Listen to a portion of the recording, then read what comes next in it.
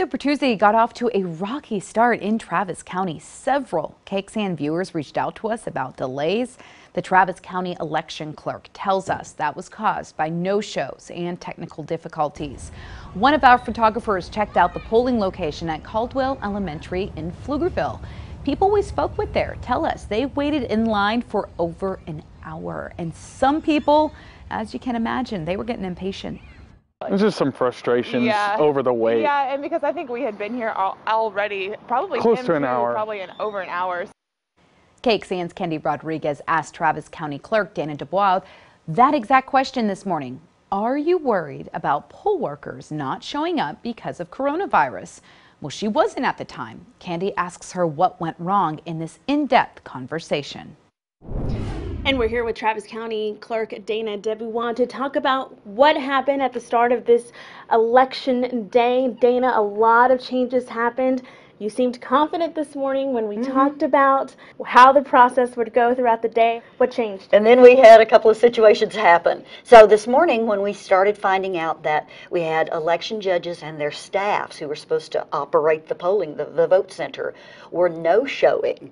Then we immediately went into our business recovery plan. We have extra people on call, on standby, who are trained, and they could go out to vote centers where somebody needs help. You were not thinking that we were going to see any staffing shortages at all. No, we thought our backup program was working just fine. And, you know, I'm sorry about this whole coronavirus thing. That seemed to be one of the things that our election judges were telling us, is that they were concerned. Did staff call poll workers yesterday to make sure they were going to show up today? We did. We started calling to confirm once we were seeing people drop off, and we started that a few days ago. What time this morning exactly did you realize, hey, there's a problem? By a few minutes before 7, because when we started calling all of our locations to check in, we had quite a few of them that didn't respond to the check-in call. There were about 31 on the Republican primary side who had, we had difficulty covering those locations.